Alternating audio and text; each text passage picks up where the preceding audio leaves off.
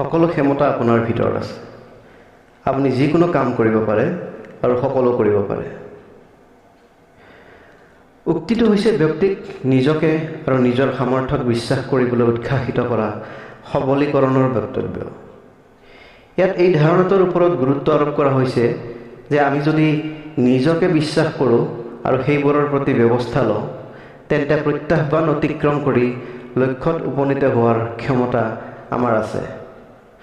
স্বামী বিবেকানন্দৰ আখ্যা দিয়া এই উক্তিটোত সফলতা লাভৰ ক্ষেত্ৰত দৃঢ়তা, আত্মবিশ্বাস, ইতিবাচক মানসিকতাৰ গুৰুত্বৰ ওপৰত আলোকপাত কৰা হৈছে। ই আমাক সোঁৱৰাই দিয়ে যে আমি আমাৰ ভিতৰত নিহিত হৈ থকা শক্তিক প্ৰয়োগ কৰিলে মহান লক্ষ্যত উপনীত হ'বলৈ সক্ষম হ'ম। উঠা, জাগা আৰু লক্ষ্যত উপনীত নোহোৱালৈকে নৰখিবা।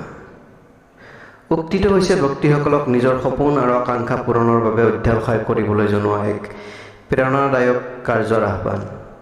ইয়াত কোনোবাই নিজৰ আকাংক্ষিত ফলাফল লাভ নকৰালৈকে পদক্ষেপ লোৱা আৰু হাৰ নমনাৰ মানসিকতাৰ ওপৰত গুৰুত্ব আৰোপ কৰিছে।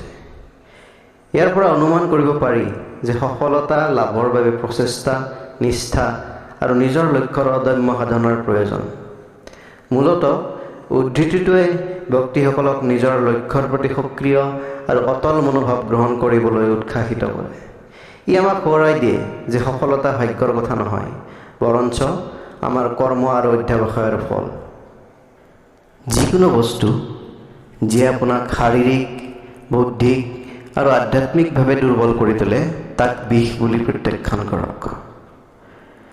স্বামী বিবেকানন্দৰ এই উক্তিটোত আমাৰ জীৱনৰ যিকোনো দিশতে আমাক দুৰ্বল কৰা যিকোনো বস্তুৰ পৰা আঁতৰি থকাৰ প্ৰয়োজনীয়তাৰ ওপৰত গুৰুত্ব আৰোপ কৰা হৈছে। ইয়াত ব্যক্তিগত মংগলৰ বাবে অগ্ৰাধিকাৰ দিয়াৰ প্ৰয়োজনীয়তাৰ ওপৰত আলোকপাত কৰা হৈছে আৰু আমাৰ শাৰীৰিক, বৌদ্ধিক বা আধ্যাত্মিক বিকাশত বাধাৰ সৃষ্টি কৰা যিকোনো বস্তু ত্যাগ কৰাৰ কথা কোৱা হৈছে। এই উক্তিটোৱে আমাৰ পচন্দই আমাৰ সামগ্ৰিক মংগলৰ ওপৰত যি প্ৰভাৱ পেলায় তাৰ প্ৰতি লক্ষ্য ৰাখি ব্যক্তিগত বৃদ্ধি আৰু বিকাশৰ বাবে চেষ্টা কৰাৰ কথা কৈছে। নিজকে বিশ্বাস নকৰালৈকে ঈশ্বৰক বিশ্বাস কৰিব নোৱাৰি। এই উক্তিটোৱে নিজৰ আধ্যাত্মিক যাত্ৰাত আত্মবিশ্বাসৰ প্ৰয়োজনীয়তাৰ ওপৰত গুৰুত্ব আৰোপ কৰিছে। ইয়াৰ পৰা অনুমান কৰিব পাৰি যে নিজৰ ওপৰত বিশ্বাস থকাটো কোনো উচ্চ শক্তিৰ ওপৰত বিশ্বাস ৰখাৰ বাবে এক প্ৰয়োজনীয় পূৰ্ব চৰ্ত।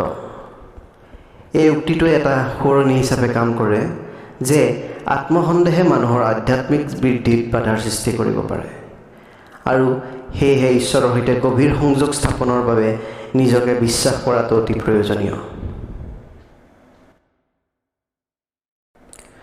শক্তিয়েই জীৱন আৰু দুৰ্বলতাই মৃত্যু। এই উক্তিটোৱে আমাৰ জীৱনত শক্তি আৰু স্থিতিস্থাপকতাৰ প্ৰয়োজনীয়তাৰ ওপৰত গুৰুত্ব আৰোপ কৰিছে। ইয়াৰ পৰা অনুমান কৰিব পাৰি যে জীয়াই থকা আৰু বৃদ্ধিৰ বাবে শক্তি অতি প্ৰয়োজনীয়, আনহাতে দুৰ্বলতাই স্থবিৰতা আৰু ক্ষয়ৰ সৃষ্টি কৰে। এই উক্তিটোৱে আমাৰ জীৱনৰ সকলো দিশতে ব্যক্তিগত শক্তি আৰু স্থিতিস্থাপকতাক অগ্ৰাধিকাৰ দিয়াৰ কথা সোঁৱৰাই দিয়ে, কিয়নো সফলতা আৰু পৰিপূৰ্ণতা লাভৰ বাবে এইবোৰ অতি গুৰুত্বপূৰ্ণ। ইয়াত আমাৰ দুৰ্বলতাক অতিক্ৰম কৰি আমাৰ শক্তিক আকোৱালি লৈ এক সুস্থ আৰু অৰ্থপূৰ্ণ জীৱন যাপনৰ প্ৰয়োজনীয়তাৰ ওপৰত আলোকপাত কৰা হৈছে। দিনটোত এবাৰ হ'লেও নিজৰ লগত কথা পাতক, অন্যথা এই পৃথিৱীত এজন উৎকৃষ্ট ব্যক্তিক লগ পোৱাৰ পৰা বঞ্চিত হ'ব। এই উক্তিটোৱে আত্মচিন্তা আৰু আত্মনিৰীক্ষণৰ প্ৰয়োজনীয়তাৰ ওপৰত গুৰুত্ব আৰোপ কৰিছে। ইয়াৰ পৰা অনুমান কৰা হৈছে যে আমি প্ৰতিদিনে নিজৰ লগত কথা বতৰা পাতিবলৈ সময় উলিয়াব লাগে, যাতে আমাৰ চিন্তা, অনুভৱ আৰু লক্ষ্যবোৰ ভালদৰে বুজিব পাৰোঁ। এই উক্তিটোৱে আমাৰ দৈনন্দিন জীৱনত আত্মসচেতনতা আৰু ব্যক্তিগত বৃদ্ধিক অগ্ৰাধিকাৰ দিবলৈ আৰু আমাৰ নিজৰ অনন্য দৃষ্টিভংগী আৰু অন্তৰ্দৃষ্টিৰ মূল্যৰ শলাগ ল'বলৈ সোঁৱৰাই দিয়ে। যিয়ে আপোনাক সহায় কৰে তেওঁলোকক কেতিয়াও পাহৰি নাযাব। যিয়ে আপোনাক ভাল পায় কেতিয়াও তেওঁলোকক ঘৃণা নকৰিব। যি আপোনাক বিশ্বাস কৰে কেতিয়াও তেওঁলোকক প্ৰতাৰণা নকৰিব। স্বামী বিবেকানন্দৰ এই উক্তিটোৱে আমাৰ সম্পৰ্কত কৃতজ্ঞতা, প্ৰেম, আনুগত্যৰ প্ৰয়োজনীয়তাৰ ওপৰত গুৰুত্ব আৰোপ কৰিছে।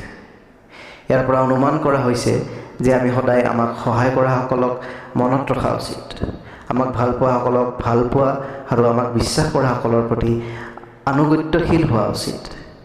এই উক্তিটোৰ জৰিয়তে আমাৰ জীৱনত সুস্থ আৰু ইতিবাচক সম্পৰ্কক অগ্ৰাধিকাৰ দিবলৈ আৰু আমাক সমৰ্থন আৰু যত্ন লোৱাসকলক সদায় শলাগ আৰু সন্মান কৰিবলৈ কোৱা হৈছে। মই এজন প্ৰেমিক, যুঁজাৰু নহয়, কিন্তু মই যিটো ভাল পাওঁ তাৰ বাবে সদায় যুঁজিম। স্বামী বিবেকানন্দৰ এই উক্তিটোৱে আমি যিটো বিশ্বাস কৰোঁ তাৰ বাবে থিয় দিয়াৰ ওপৰত গুৰুত্ব আৰোপ কৰিছে। ইয়াৰ পৰা অনুমান কৰিব পাৰি যে আমি শান্তিপূৰ্ণ আৰু প্ৰেমময় সমাধান পচন্দ কৰিব পাৰোঁ, যদিও আমাৰ বাবে আটাইতকৈ গুৰুত্বপূৰ্ণ বস্তুবোৰৰ বাবে আমি যুঁজিবলৈ ইচ্ছুক হ'ব লাগিব। এই উক্তিটোৱে সাহসী হ'বলৈ আৰু প্ৰতিকূলতাৰ সন্মুখীন হ'লেও আমাৰ বিশ্বাসৰ পক্ষত থিয় দিবলৈ সোঁৱৰাই দিয়ে। জীৱনৰ প্ৰত্যাহ্বানৰ প্ৰতি আমাৰ দৃষ্টিভংগীত প্ৰেম আৰু শক্তিৰ মাজত ভাৰসাম্য ৰক্ষা কৰাৰ প্ৰয়োজনীয়তাক ইয়াত দাঙি ধৰা হৈছে। আটাইতকৈ ডাঙৰ ধৰ্ম হ'ল নিজৰ স্বভাৱৰ প্ৰতি সত্যতা, নিজৰ ওপৰত বিশ্বাস ৰখা। এই উক্তিটোৱে আত্মগ্ৰহণ আৰু আত্মবিশ্বাসৰ প্ৰয়োজনীয়তাৰ ওপৰত গুৰুত্ব আৰোপ কৰিছে। ইয়াৰ পৰা অনুমান কৰিব পাৰি যে ধৰ্ম আৰু আধ্যাত্মিকতাৰ আটাইতকৈ গুৰুত্বপূৰ্ণ দিশটো হ'ল নিজৰ প্ৰতি সত্যতা আৰু নিজৰ সামৰ্থ্যৰ ওপৰত বিশ্বাস ৰখা। এই উক্তিটোৱে বাহ্যিক বিশ্বাস বা আশাক অন্ধভাৱে অনুসৰণ নকৰি ব্যক্তিগত প্ৰামাণ্যতা আৰু নিজৰ ওপৰত বিশ্বাসক অগ্ৰাধিকাৰ দিবলৈ সোঁৱৰাই দিয়ে। ই আমাৰ অনন্য স্বভাৱক আঁকোৱালি লোৱা আৰু আমাৰ জীৱনৰ সকলো দিশতে আমাৰ অন্তৰ্নিহিত কণ্ঠক বিশ্বাস কৰাৰ প্ৰয়োজনীয়তাক প্ৰতিফলিত কৰিছে। ভয় নকৰিব। ভাবিব নালাগে যে আপুনি কিমানবাৰ বিফল হয়। একো নহয়, সময় অসীম। আগবাঢ়ক, বাৰে বাৰে নিজকে দৃঢ় কৰক আৰু পোহৰ আহিবই। এই উক্তিটোৱে বিফলতাৰ সন্মুখত অধ্যৱসায় আৰু সাহসেৰে আগবাঢ়ি যোৱাৰ ওপৰত গুৰুত্ব আৰোপ কৰিছে। ইয়াৰ পৰা অনুমান কৰিব পাৰি যে আমি বিফল হ'বলৈ ভয় কৰিব নালাগে, বৰঞ্চ আগবাঢ়ি যাব লাগে আৰু নিজকে দৃঢ় কৰি ৰাখিব লাগে। এই উক্তিটোৱে আমাৰ সামৰ্থ্যৰ ওপৰত বিশ্বাস ৰাখিবলৈ আৰু অধ্যৱসায় আৰু প্ৰচেষ্টাৰ দ্বাৰা অৱশেষত সফলতা আহিব বুলি বিশ্বাস কৰিবলৈ কৈছে। সেয়ে প্ৰত্যাহ্বান আৰু বিফলতাক বৃদ্ধি আৰু শিক্ষণৰ সুযোগ হিচাপে আঁকোৱালি লৈ আগবাঢ়ি যোৱাটোৱে শ্ৰেয়। জীৱনত প্ৰত্যাহ্বান লওক। জয় হ'লে নেতৃত্ব দিব পাৰিব, বিফল হ'লে পথ প্ৰদৰ্শন কৰিব পাৰিব। এই উক্তিটোৱে সুযোগ লোৱা আৰু অনিশ্চয়তাক আঁকোৱালি লোৱাৰ ওপৰত গুৰুত্ব আৰোপ কৰিছে। ইয়াৰ পৰা অনুমান কৰিব পাৰি যে বিফলতাতো বৃদ্ধি আৰু শিক্ষণৰ সুযোগ থাকে। এই উক্তিটোৱে জীৱনটোক সাহসী আৰু দুঃসাহসিক মনোভাৱেৰে কাষ চাপিবলৈ আৰু ৰিস্ক ল'বলৈ ভয় নকৰিবলৈ কৈছে। ই আমাৰ আলস্য জীৱনৰ বাহিৰলৈ ওলাই আহিবলৈ ইচ্ছুক হোৱাৰ প্ৰয়োজনীয়তাক প্ৰস্ফুটিত কৰিছে আৰু সফলতা আৰু বিফলতা দুয়োটাকে মূল্যৱান অভিজ্ঞতা হিচাপে লোৱাৰ প্ৰয়োজনীয়তাক উজ্জ্বল কৰি তোলে, যি আমাক উন্নত নেতা আৰু পথ প্ৰদৰ্শক হিচাপে গঢ় দিব পাৰে। আপুনি নিজকে দুৰ্বল বুলি ভবাটোৱেই আটাইতকৈ ডাঙৰ পাপ। স্বামী বিবেকানন্দৰ এই উক্তিটোৱে আত্মবিশ্বাস আৰু দৃঢ়তাৰ ওপৰত গুৰুত্ব আৰোপ কৰিছে। ইয়াৰ পৰা অনুমান কৰিব পাৰি যে নিজকে দুৰ্বল বুলি ধৰাৰ কাৰ্য ক্ষতিকাৰক আৰু সীমিত হ'ব পাৰে। এই উক্তিটোৰ জৰিয়তে ইতিবাচক আত্মভাৱমূৰ্তিক অগ্ৰাধিকাৰ দিবলৈ আৰু নিজৰ সামৰ্থ্যৰ ওপৰত বিশ্বাস ৰাখিবলৈ কোৱা হৈছে। ইয়াত নিজৰ ওপৰত বিশ্বাস ৰখাৰ প্ৰয়োজনীয়তা আৰু প্ৰত্যাহ্বানসমূহ অতিক্ৰম কৰি আমাৰ লক্ষ্যত উপনীত হোৱাৰ আমাৰ ক্ষমতাৰ ওপৰত আলোকপাত কৰা হৈছে। নিজৰ শক্তি আৰু সামৰ্থ্যক চিনি পাই আমি অধিক শক্তিশালী আৰু পূৰ্ণতাপূৰ্ণ জীৱনৰ দিশত আগবাঢ়িব পাৰোঁ। মুক্ত হ'বলৈ সাহস কৰক।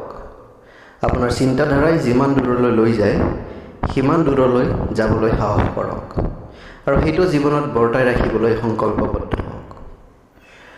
উক্তিটোৱে ব্যক্তিত্ব আৰু সাহসৰ ওপৰত গুৰুত্ব আৰোপ কৰিছে।